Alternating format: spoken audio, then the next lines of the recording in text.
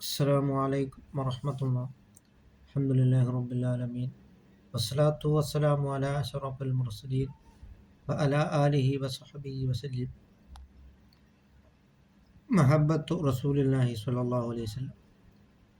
നബി സല്ലല്ലാഹു അലൈഹി വസല്ലം തങ്ങളെ നാം കൂടുതൽ മഹബ്ബത്ത് വെക്കുവാനും സ്നേഹിക്കുവാനും നാം ശ്രമിക്കുക.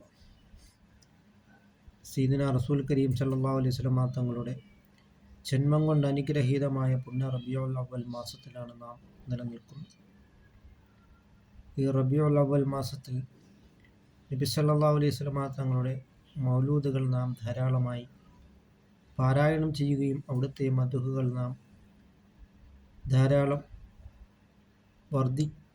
ധാരാളം വർണ്ണിക്കുകയും അത് പാരായണം ചെയ്യുകയും ചെയ്യുക. ഹസ്സാൻ ബിൻ സാബിത്ത് റളിയല്ലാഹു തആല അൻഹുവിന് നബി സല്ലല്ലാഹു അലൈഹി വസല്ലം തങ്ങളുടെ മദ്ഹു പാടുന്നതിനായി അവിടുന്ന് ഒരു ഇരിപ്പിടം തന്നെ ഒരുക്കി കൊടുക്കുകയുണ്ടായി. ഇത് നബി സല്ലല്ലാഹു അലൈഹി വസല്ലം തങ്ങളുടെ മൗലൂദ് ചെല്ലുന്നതിന് ഏറ്റവും വലിയ തെളിവാണ്.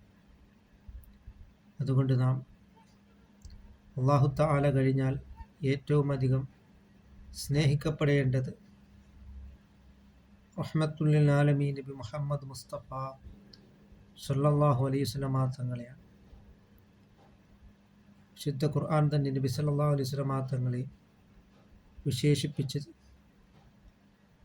വമാ അർസൽനാക ഇല്ലാ റഹ്മത്തൽ ലിൽ ആലമീൻ, ലോകത്തിന് മൊത്തവും കാരുണ്യമായിട്ടാണ് സയ്യിദുനാ റസൂൽ കരീം സല്ലല്ലാഹു അലൈഹി വസല്ലം തങ്ങളെ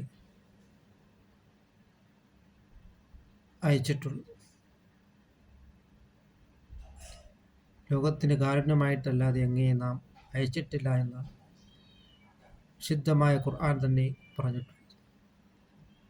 ആ സയ്യിദുനാ റസൂൽ കരീം സല്ലല്ലാഹു അലൈഹി വസല്ലം തങ്ങളുടെ ജീവിതത്തെ നാം പകർത്തുകയും അത് നാം പിൻപറ്റി നാം ജീവിക്കുവാനെന്ന വളരെ വളരെ വേഗം തയ്യാറാവുക.